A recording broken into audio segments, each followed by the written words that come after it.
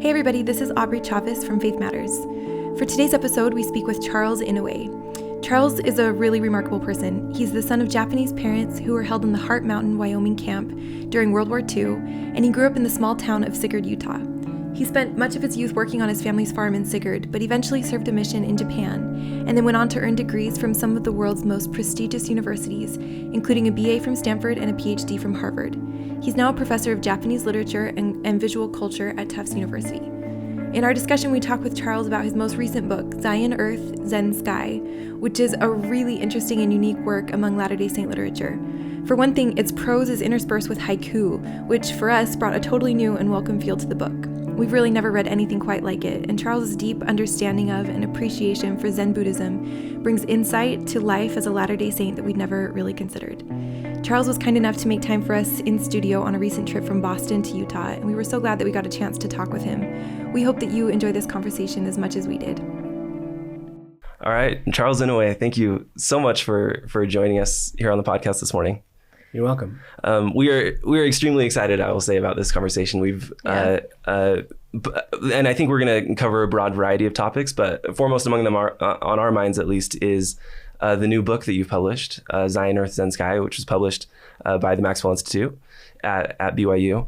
I wanted to get started, and I know that we're gonna have a lot of time to dive into the meat of the book, but one thing that really, I guess, struck me about it was written in such a way, it almost like, it seemed like it floated a few feet above the ground, to put it one way. It seems like in our Latter-day Saint sort of genre of writing, we're almost so grounded in concrete all the time. This was a very, very different experience, and I really loved it. I think one of the things that did that for me, actually, I want to just ask you sort of not a theological question in any way, but, and I know this wasn't an accident since you're a professor of literature, the entire thing was written essentially as a memoir, but in the present tense, which really was different, a really different experience. And it drew me in from because of that, from the first sentence and paragraph. Could you talk about why you made that choice? I have to say that this was the easiest book I've ever written. And it came out of a frustration because I had just spent a long time rewriting for the nth time a novel about my grandfather. And every time I do that, I never get it right, and I know I'm not getting it right. And it's partly because of the distance between me and the material. It's also the length of the work, Every time you start over, you have to do the whole thing over. And but it's also because I think I have discovered in me a kind of a reticence about fiction in general. So modern society, modern consciousness is essentially fictive in the sense that it takes ideas that are not true and it makes them as true as possible. That's what a novel does. A novel is about something that's imagined. And yet, if you take beginning writing classes, you spend all this time learning how to make things seem real. They call it verisimilitude, right? So your characters have to be rounded and so on. The plot has to make sense. But that raises a great question. Why do we spend so much time making something that is not real seem real? And I think that that's essentially what modern consciousness is all about. And I have just written this long, 20 years of work writing this book about what modern consciousness is. And then I did this rewrite of my grandfather's story. And both of those things just kind of exhausted me. And I wanted to do something that was easy to write, close to home, in my own voice. And this is what happened. Wow. And that's why it's easy and in first person and meandering and hovering above the ground. No, we loved it. No, I definited meant that as a compliment. I even threw some, haiku in there. Yes. I wanted to talk about that too. Yeah, would you talk about the haiku? I think that was for me. That was the thing that really drew me in. I'm not sure if I've ever really appreciated haiku the way it did at the end of this book. It felt like punctuation. You talk about a big moment in your life, and the haiku just kind of felt like after this beautiful story, here's like how it felt in just like a snap instant. It was so interesting. I like craved it. I just was always like looking ahead for like, when is the next like snapshot of what this all means? It was so could you just talk about haiku and well, if you ever seen a bus of Japanese tourists, the door opens, they all get out and they all run over to the statue of Harvard and they take a picture. Everybody takes a photo. Well, back in the day when they didn't have cameras, they didn't take photos, but they wrote haiku. So your words are exactly right. They're kind of snapshots of the moment. Yeah. And I try to teach my students how to write haiku because it's a way for them to see if they can have a lyrical response to what I call the power of things. If they have their antennas, out, and if they can feel something and then have an emotional response that leads to the moment. So a haiku is a good haiku, and a lot of mine are not very good, but if you can see the moment of its creation. Like Basho's famous poem, an ancient pond, a frog jumps, the sound of water. We don't know a lot of things about that poem. We don't know how old the pond or how big it is. We don't know how many. It could be 1 or 10,000 frogs. We don't know the sound, if it's a small sound or a big sound. But because of the simplicity of the form, it can be all of those things. So haiku tries to be as simple as possible. Yeah. And to be not word candy, but just a documentation of a poetic moment, which is not the writing of the haiku, but the experience of the person. Yeah. So I threw those in to sort of, mix it up. I really loved that. I really enjoyed that, the whole book. Would you talk about the title a little bit, Zion, Earth, Zen Sky? There was a line at the beginning that I especially loved where you say Zion, Earth, Zen Sky, I walk the horizon where they meet, not knowing which is up and which is down. I just really like that. And it stayed with me the whole rest of the book. And I feel like it was a really good framing for your life, which you're about to introduce throughout the book. And so would you just talk a little bit about that line and what you mean? Well,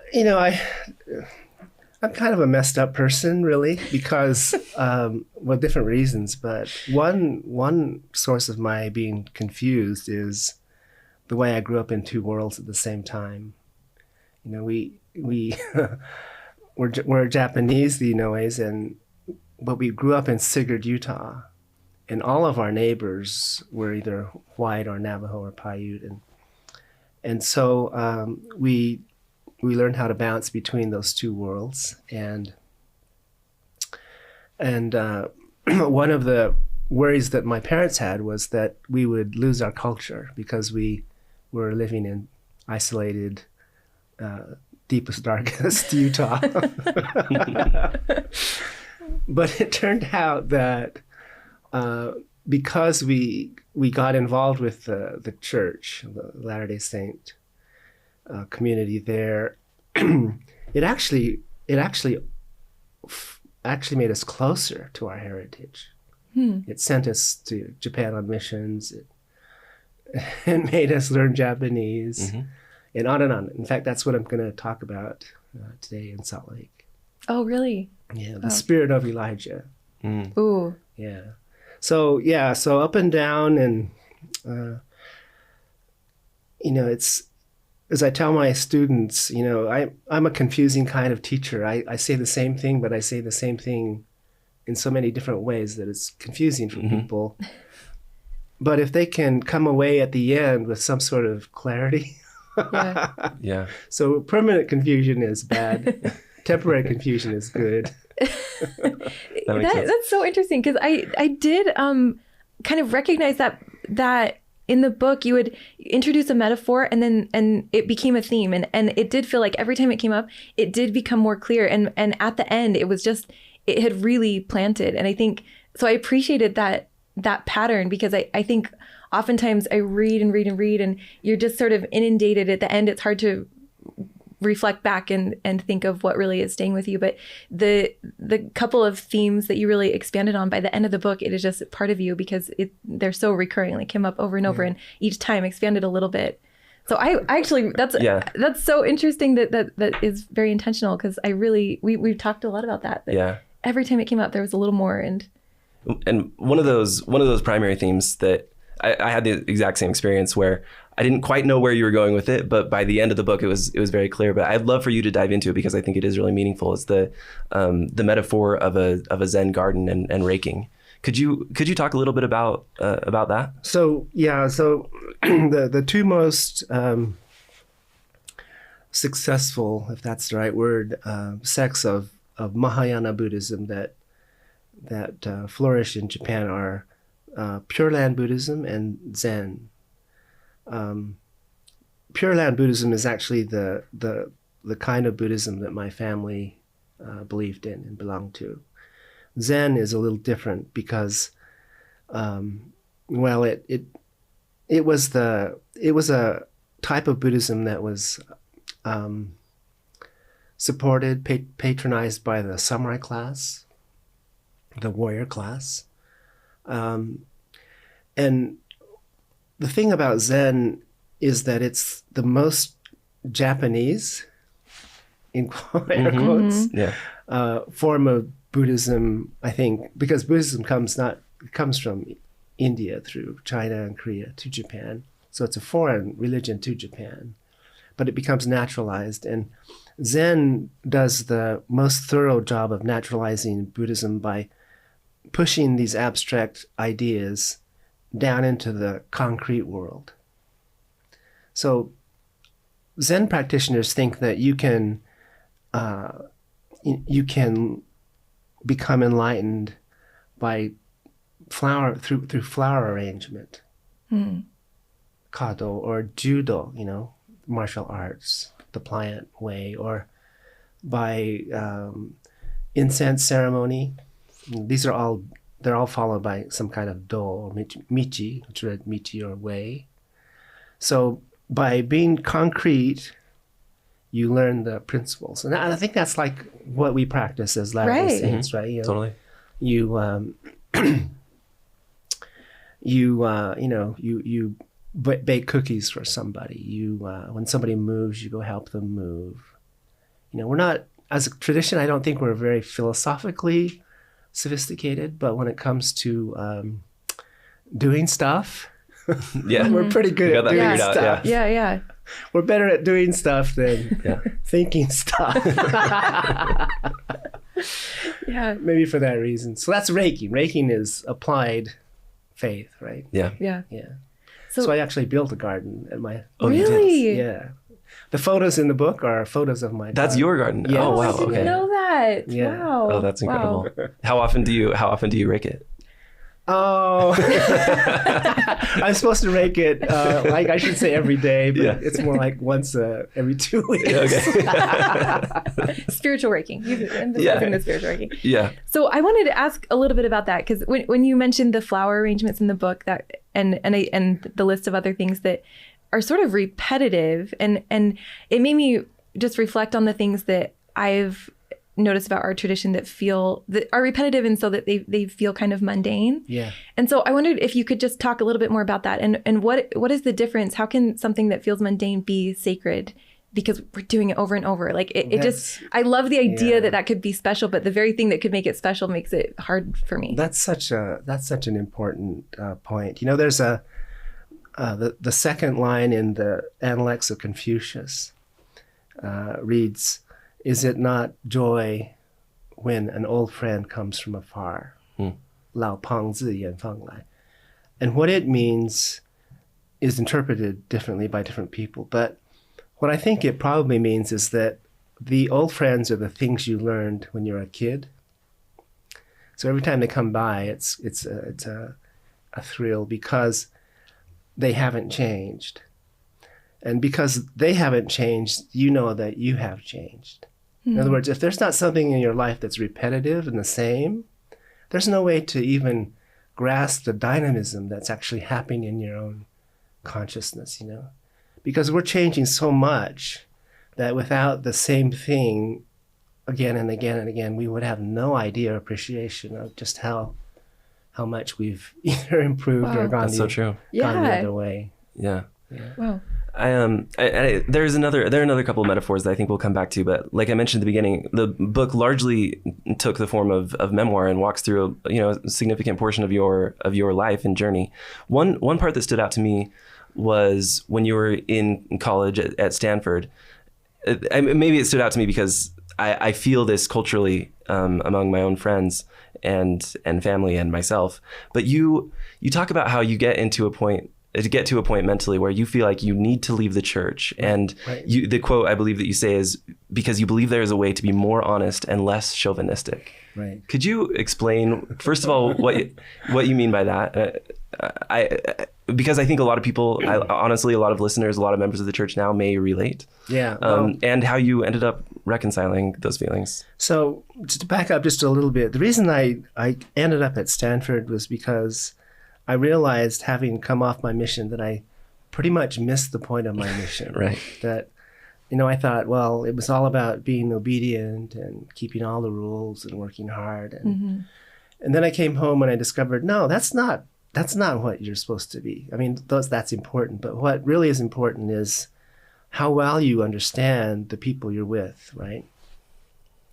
The world, as it were. And so I left BYU, I went to Stanford, and I started this years-long journey of trying to understand what the world was, how it worked. And in the early stages, as I was becoming more world-wise, I was becoming, at the same time, more worldly. And it was confusing because I was learning different ways of thinking about things. And at that time, I thought, well, this is confusing. There has to be a way of thinking about things that is honest and true and so on. That's the chauvinistic part of it. But in fact, I've learned that that's probably not true. There are many ways of thinking about everything. But at that time, I thought that I could only be me by being consistently me and limiting myself to one clearly stated fill in the blank, right? Mm-hmm. And so I decided the honest thing to do would be not to go to church anymore. And so I didn't have anything against the church, really. I went to church, that last time at the Stanford ward, and I took the sacrament for the last time, and I sang the songs for the last time, And then it was time to get out of there. And as I moved over toward the end of the bench, there on the end in the aisle was this guy, Dale Nielsen, who was my Elders Quorum president. He was a PhD in physics. He was also my home teacher. And he was a brilliant guy, and a sensitive man and an honest man, speaking of honesty. And he knew immediately something was up, and he asked me, well, how are you doing? And I says, I'm fine. And then he says, well, if there's anything that I can ever do for you, just let me know. And he actually meant that. Yeah. He actually meant that. Yep. I make my way down the aisle. I push through the crowds. I get to the back of the room. I take a right turn. I'm about ready to exit. But there's a bench along the back. And sitting on this bench is a woman named Patricia Webb. And she jumps up and stands right in front of me, blocks my way, and tells me, she asks me, have you forgotten me? How come you don't come and see me anymore? She's my home teachee, right? And I'm trying to get out of this room, and I'm saying to myself, you can't very well tell her the truth of why you're leaving, but you've got to get out of there. And so I just walked around her. One of the worst things I think I've ever done in my life. And I went out to the exit, got outside. When the door was closed, I was filled with just utter relief. I felt all the weight of being a Latter-day Saint, all these years of trying so hard to be this and that, were now past me. And I just felt wonderful. And as I was making my way through this quiet garden to the parking lot, I hear this voice, the still small voice, as it were. And it's saying, Charles, what just happened? You made this big decision, life-changing decision to get out of there. And you were met by someone who loved you and someone who needed your love, right? Does that not mean anything to you? Isn't that a miracle? And I thought about it, and I thought about it. And I thought, okay. So by the time I got to my pickup truck, I had made the other decision that I would go back, and I've been going back ever since. Yeah. It was interesting. Well, first of all, the way that you phrased it in the book and that you just phrased it now was really profound. I thought that you had one person to care for you and one person to be cared for by you, right? And which I think basically summed up church, you right. know, in one sentence, in one thought. There are so many layers of complexity that we seem to put on our religious behaviors, but really at the end of the day, that's the point, right? One person to care for you and one person to be cared for by you. And that's the problem of leaving, is because it breaks that. Yeah. Right. Yeah, exactly. Can I add one thing? This was sort of the beginning of another theme that you introduced, which is just this idea that, you know, what if our goal isn't to walk to God? What if it's to walk with God? And it just seemed like there was this real shift in your life, and where the goal stopped being purity, you know, or I mean, I guess maybe that's what I would love for you to talk about, like purity versus pure in heart. Like what if the goal isn't just doing all the perfect things and checking every box, and sorting black and white, you know, what if the goal is walking with God? And I just love that like shift in perspective. Like things get so simple when that's the goal. Right. So that's the idea that I worked out in this other book, the end of the world, Plan B, because it's basically a Buddhist idea that helped me understand the Christian idea, which is, first of all, leaving suffering. They call it samsara, the burning house, and then we call it choose the right, and getting on that path of learning what is right and wrong and choosing what is good, and knowing that justice is a good thing. But the thing is, when you think about it, justice doesn't lead us to a good place, right? You know, because you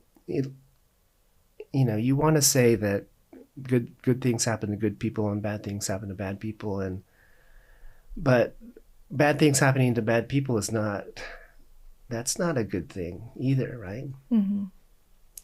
So you encounter this sorrow, and the sorrow makes you either, you know, stop your ascension, as it were, toward the truth, toward God, toward reality, or it makes you push through. And I think if you continue on through, part of what happens is, because it's a circular road, you actually turn away from God. And I think that having a rebellion against God, asking questions, you know, doubting, I think those are all very important developmental moments in our life. But if we do turn, you know, and we are doing that turning for the right reasons, then what happens is we realize that we've aligned ourselves now with God, because, you know, God is not this, this ticket to happiness that we're pursuing. It's a way of seeing reality. And so we come back and we have our own condescension. We become mediators between God and those who need help, and we come back. And I think that's the important point, you know. That's really fascinating. I didn't quite even capture that as we read the book, that turning away from God ends up being in alignment with God. Right. That is so fascinating. Absolutely. One of the ways you phrase it in the book is, excuse me, turning away from the truth has to happen if we're going to become truly caring as the gods are. And you say that there's this, another way you say it is that we move from justice as truth to compassion as truth. Right. And I'd love for you to, I'd love to talk, to hear your thoughts on compassion specifically, because that's a word that's repeated quite a few times in the book. But also just a literary question again, throughout the book, where I think in standard Latter-day Saint writing, we would use the word God. You use the gods, Right. with no capital G. Could you explain that choice too? That was a very tough editing decision. Yeah, I'm sure. Yeah. Well, okay, let me lay the cards. I'm going to lay the cards on Yeah, the please table. do. That's what we're here for. Okay. Yes. Look, Turn off the mics. so Joseph Smith, when he went to the Grove, he asked a modern question, right? Mm-hmm. All these different choices. Which is the truth? That's a modern choice, modern question. But his answer, two people show up, right? And talk to him, and they know him personally. That's not a modern answer, right? Right. Depending on how you look at it, it's a pre-modern answer or it's a postmodern answer. Right. But it's not a modern answer. Because what makes our faith really, I think, dynamic and interesting and I would say true is this idea that we have what the Buddhists call Buddha nature. We have this ability to progress, to learn. Even God has the real ability to learn. And what we do affects him. He's the God who weeps, right? So, yeah, thus the plural, But there's a time when the concept of God is also important. So when we're talking about God as a concept, which we do, I think, a little bit too much, I use the capital Okay. G. In the singular. Yeah. But, the point, though, is that we become bodhisattva, we become like God because we are brave enough to have our questions, and compassionate enough to learn to feel the sorrow and remain in sorrow rather than shrink back. If we shrink back from sorrow, we spend our whole life in the world of justice, it's a killer, We become bitter, we become critical, and so on. Justice, I tell my students, justice is like food, right? Without it, you die, but too much will kill you, right? If you have too much justice, then we're not going anywhere, because the whole purpose of the end of the world narrative is to teach us both. And every time the end of the world is taught, notice that it's always not just justice, but it's always compassion with justice. Noah jumps off his boat, he lands in the mud. He doesn't say, we did it, we made it. He says, what's going on here? Tell me you're never going to do that again. Yeah. Right? Yeah, I'd never ever thought about that. Yeah. So he makes God promise, and God puts the rainbow in the sky as a promise to Noah, because it's not like Noah is smarter than God. God is smarter than Noah because God put Noah in the position of having to question God, right? Yeah. And that's where he learns who he really is. Yeah. And this part was maybe my favorite part of the book, this whole idea that questions and doubt lead to salvation, because that's really something that I think right now culturally in the church where there's a lot of tension around doubts. Right. And you say that in Buddhism that you say that Buddhists doubt infinitely deeper and more thoroughly, or something like that. And I just wanted you to talk more about that, like what you're saying, lean into doubt for salvation. And I feel like there are a lot of people who will feel threatened or resistant to that idea, because it's so in our Latter-day Saint culture, it's so normal to talk about doubt like a deficit, like you're not. It's the opposite of expressing faith. Right. And so this idea was delicious to me, but maybe, I'm a child of postmodernism. I don't know. Well, you are, because you grew up after 1970. I know. I literally am. So maybe that's why I love this idea. But it just feels like also this could be so saving. Like if doubt is, like you're saying, a maturity, or like a really important piece of this cycle of that we walk with God, Right. maybe that's the real solution. So again, let me lay it on the table. So see, the problem is that the doubt that most of us have, that leads us to walk away from our faith is kind of a half doubt. Can I say that? First use of the phrase half next on the Faith Matters podcast.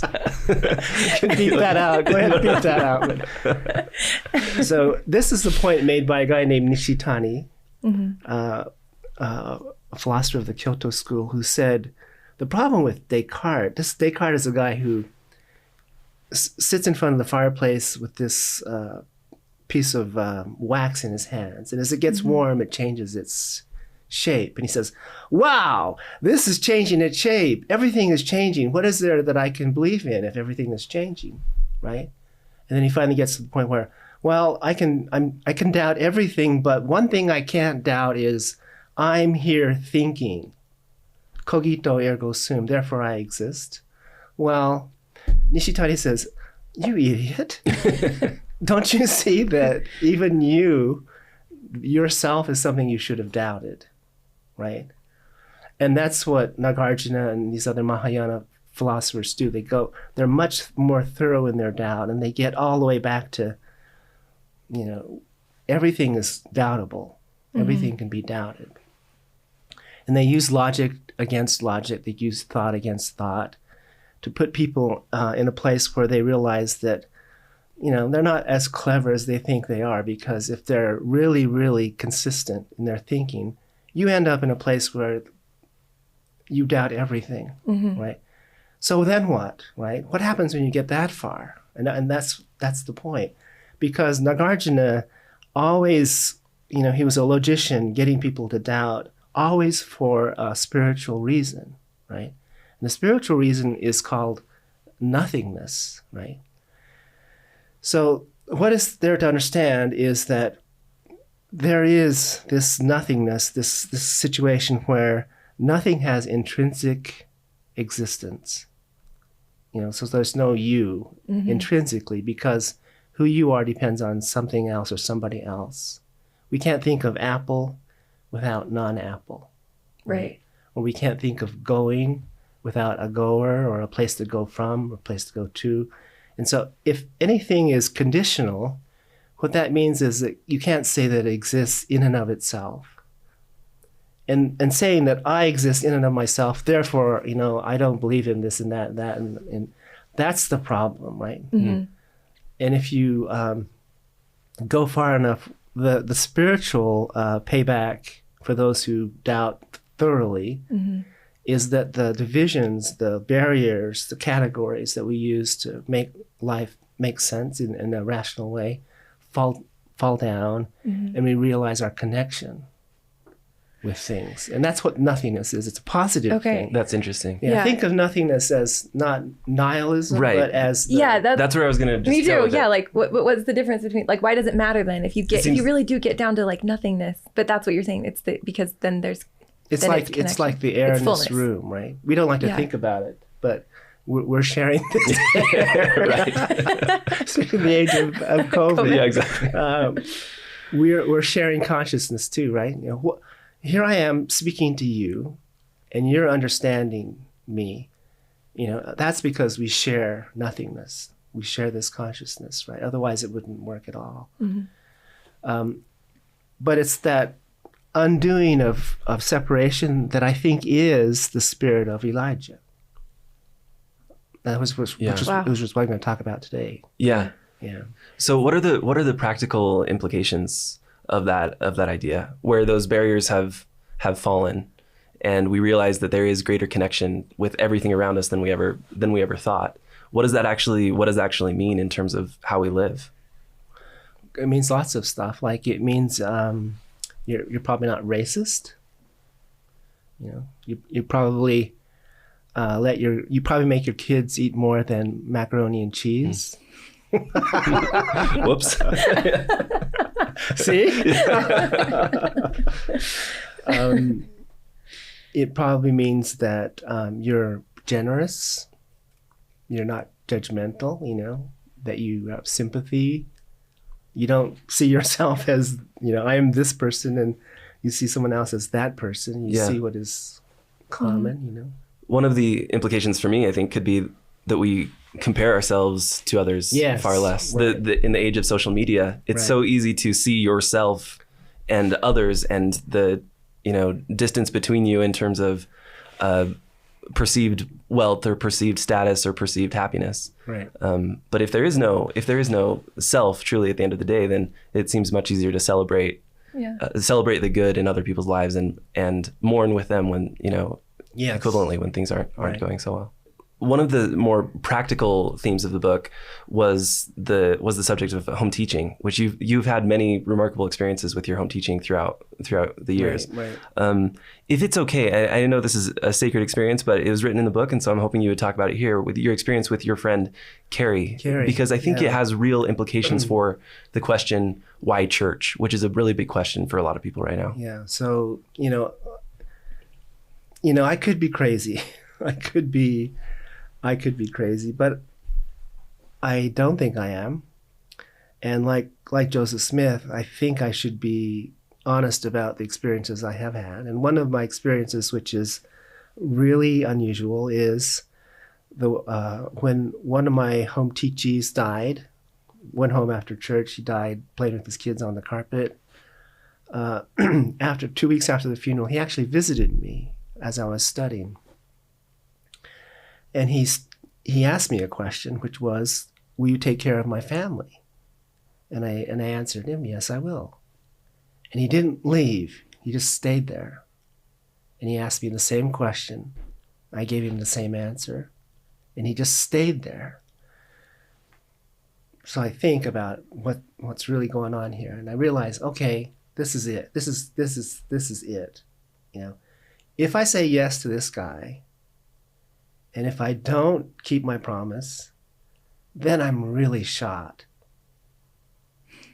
So I think about it as, okay, Carrie, I'll take care of your kids. I'll take care of Amy and the kids. And he knows that I'm serious this time, and he leaves. And now I'm scared, really. Yeah. Because if I don't do that, then what good am I, really? And I've thought about that a lot. Why did Carrie show up like that? I wasn't his best friend. He was my assigned friend. Right. Mm-hmm. Right. We have this habit of you be his friend. Yeah. And you be his friend. Right, exactly. Okay, sure. And I wasn't the righteous, the most righteous guy in the community. So that means that the only reason he came to me was because I was his home teacher. Right? That's how important that calling is, right? We think of these callings as sort of, an inconvenience maybe, or a convenient way to get to somewhere, but they're pretty important, and if we take them seriously, especially this one to minister to somebody else, if we take that seriously, then we learn a lot of things. I learned so much from the Duke family. And, it's been hard for them because they haven't had their father. But time and time again, this and that trial comes along, and I've witnessed how God takes care of faithful people. I love that. I don't remember if it's in this story, but where you talk about how it feels like at face value that being assigned to be someone's friend feels very false. And over, there was this story, but there were multiple where you really developed these amazing relationships with people that you were assigned to minister to. And combined with this constant theme of raking and as a metaphor for discipleship, it just seemed like this is the perfect prescription to practice that you can put judgment aside, and the only thing you have to focus on is walking with God. Like, what would God literally do in this situation? And it just, I think I haven't ever really looked at ministering like that. And I know it can seem like a burden, or it can seem disingenuous, and it just felt like you really flipped that on its head and made it feel like this is such a beautiful way that our community puts this into practice. Well, if I have that knowledge, it's because I grew up with people who are good to me. I can't list the numbers of blessings that I've received, including the blessing that came to my family when they ended up in Sigurd, Utah, of all places, right? Mm-hmm. You know, when I think about Sigurd, you know, I think, well, okay, this is the age of racism. Were any of those people mean to you? You know, all those white people, did they ever, you know, discount you? Did they ever exclude you? And I don't know. I can't really think of any examples. Mm. And that might just be really extraordinary. But but what it means is that those Latter-day Saints in Sigurd, Utah, town of 200, poor town, right? Gypsum mill and farmers, gave my family the opportunity to recover from the relocation, being sent away from their homes, being, you know, made to live in a horse stall for a while and then in a camp for a couple of years. And it allowed my father to eventually say to me just before he died, my bitter father, who rarely spoke about the war, it allowed him to say to me,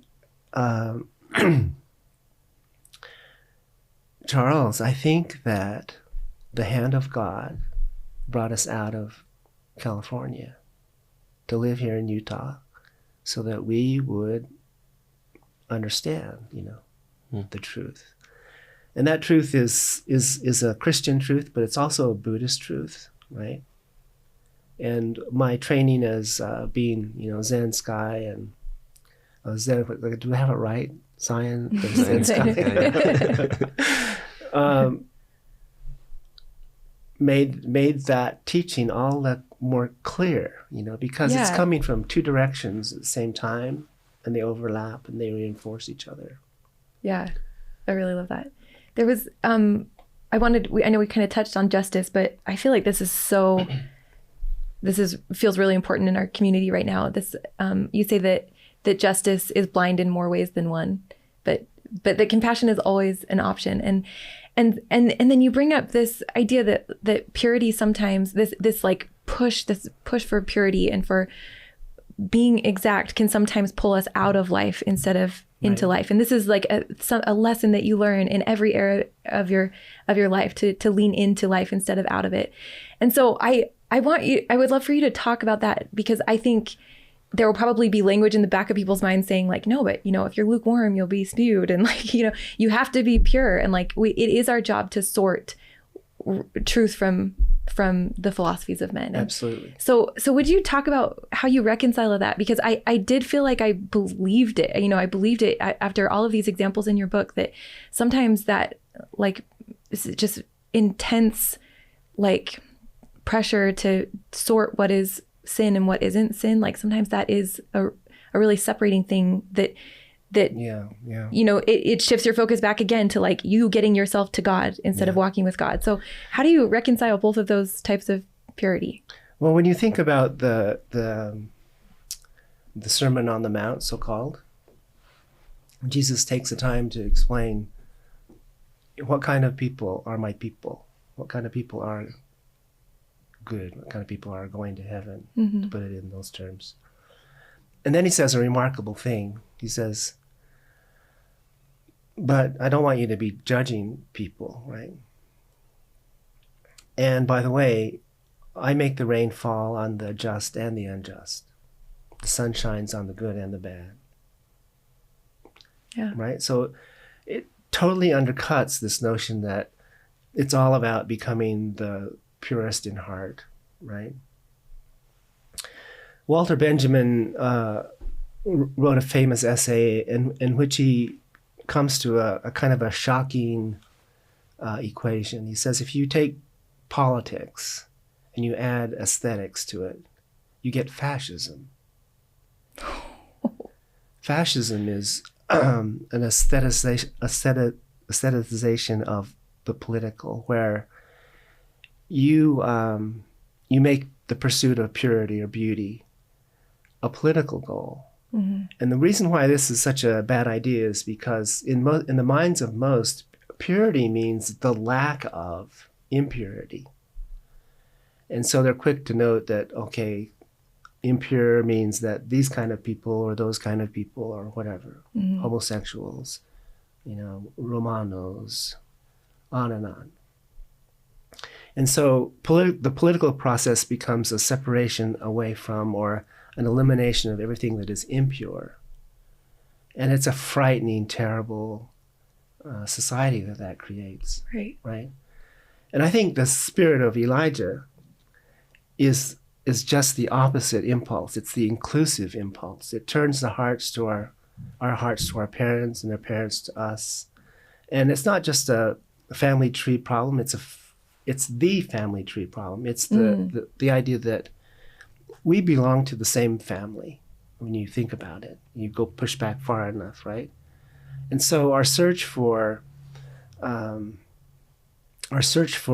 separation through purity and perfection shouldn't be confused with the kind of purity and perfection that comes from being totally connected with everything and totally alive in the priesthood and in what God's power might be for us, right? That reminds me of one thing that you say about studying scripture. You speak with someone, I think it's while you're in Japan, and you say, why don't you Buddhists teach your people to study doctrine the way we do? And their answer, I was like, well, yeah, why? I don't know. And it was so interesting. Their answer was because it would confuse them. And you kind of have this epiphany that more study doesn't necessarily mean more clarity or understanding. Right. That's right. So, I feel like that's probably going to people are going to feel something about that, because that's how we worship. We read our scriptures. And so how else do you practice? How do you draw yourself to God in, a daily way, if it's not necessarily through logical, modern, getting a testimony? It's raking. It's so I'm on my second marriage, and I think one of the reasons why I'm not still on my first is because I didn't attend to these things that I should have, That's a pretty blunt way to put it, but praying every day, having a home evening with your family, right? Going to the temple when you can, going to church on Sundays, taking the sacrament, serving when you can. Those, they kind of wear us out.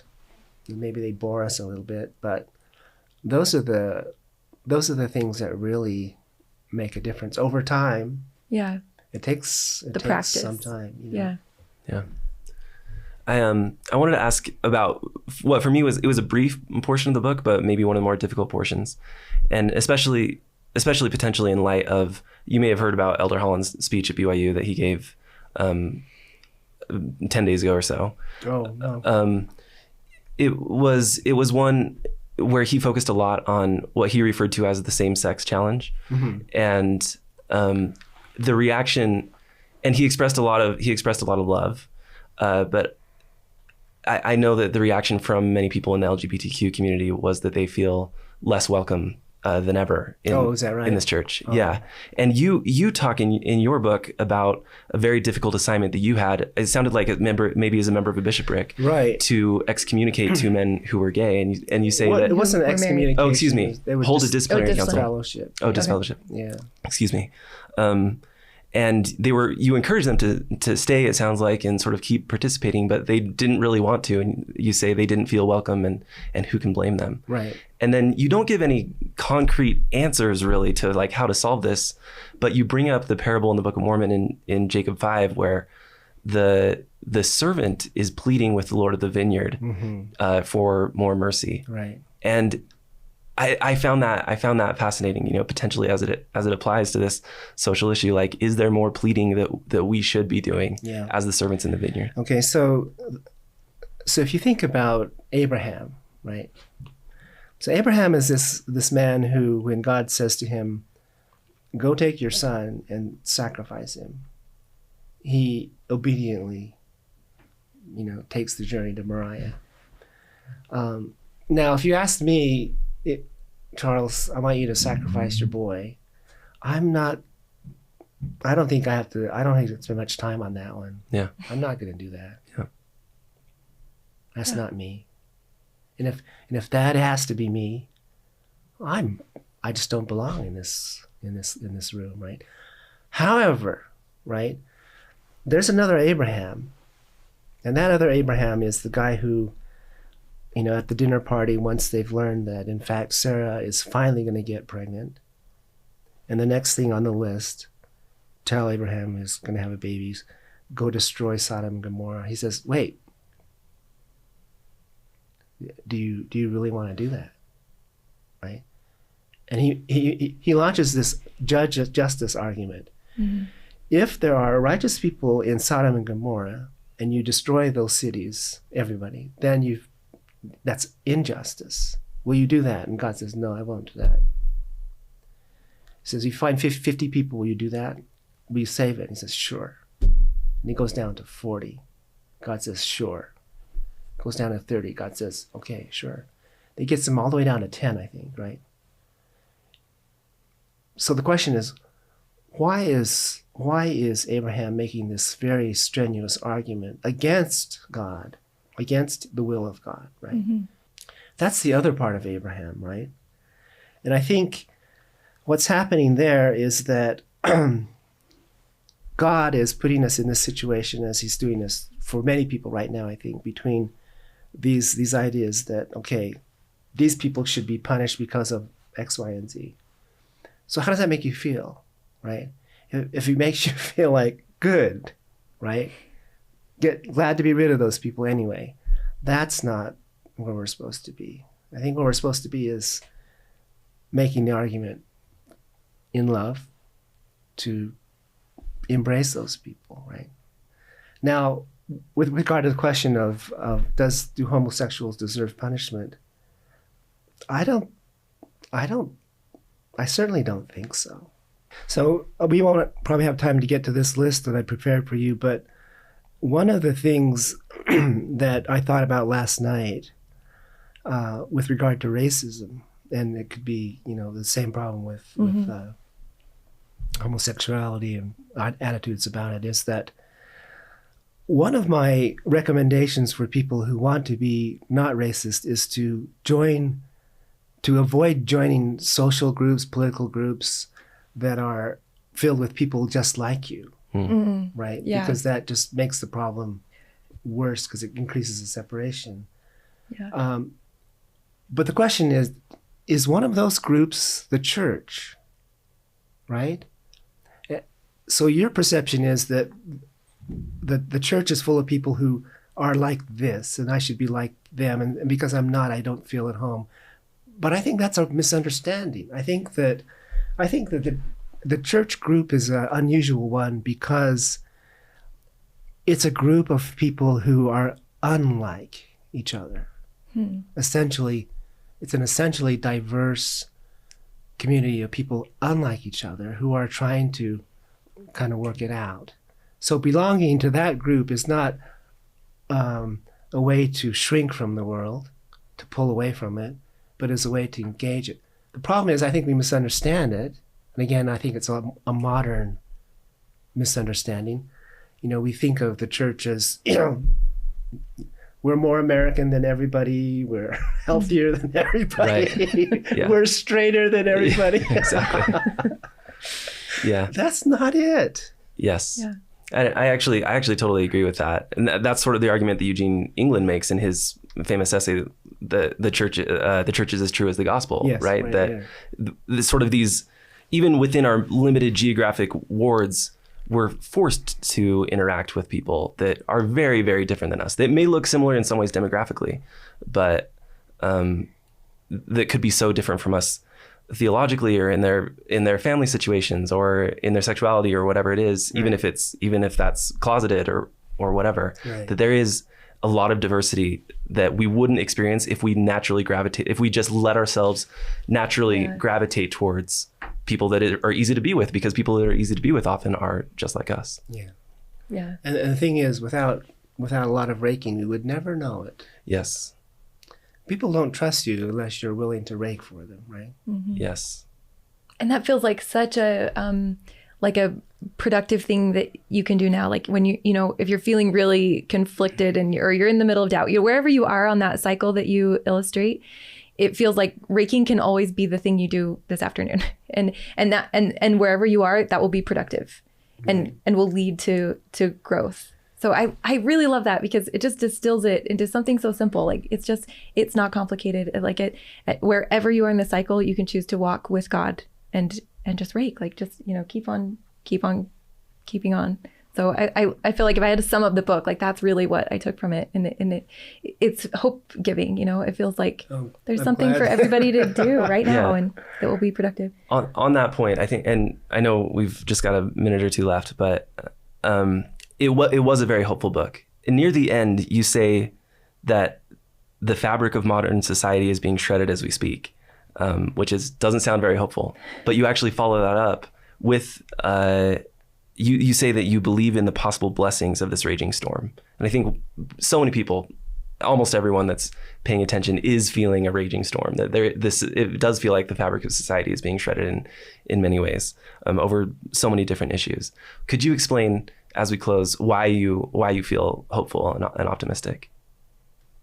Why I feel hopeful.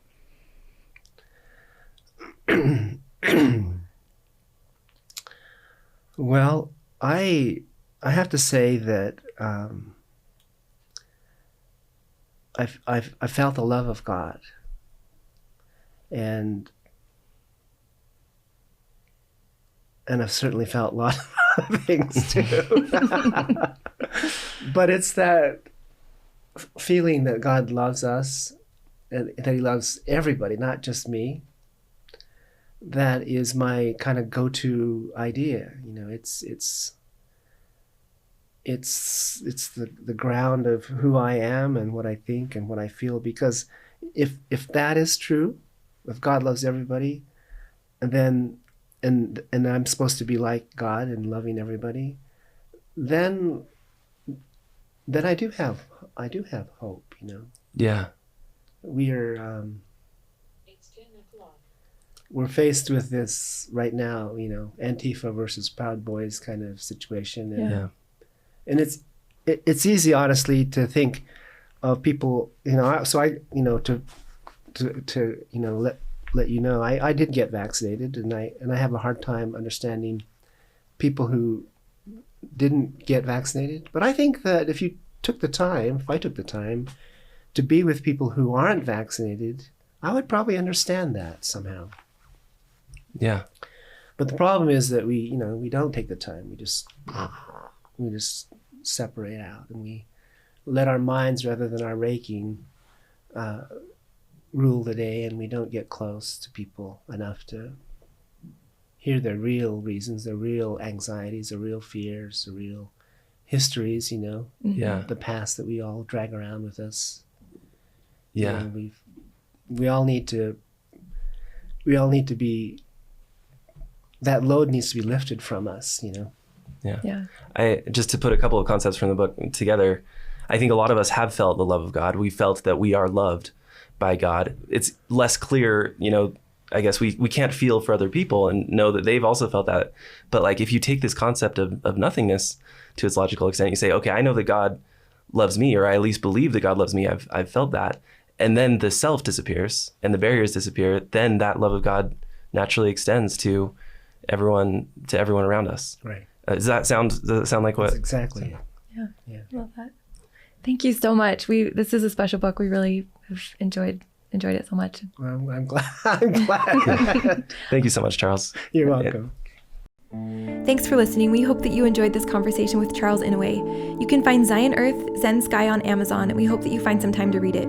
As always, if Faith Matters content is resonating with you and you get the chance, we would love for you to leave us a review on Apple Podcasts or whatever platform you listen on. We read every review, and it helps us so much to get the word out about Faith Matters, so we really appreciate the support. Thanks again for listening, and as always, you can check out more at faithmatters.org.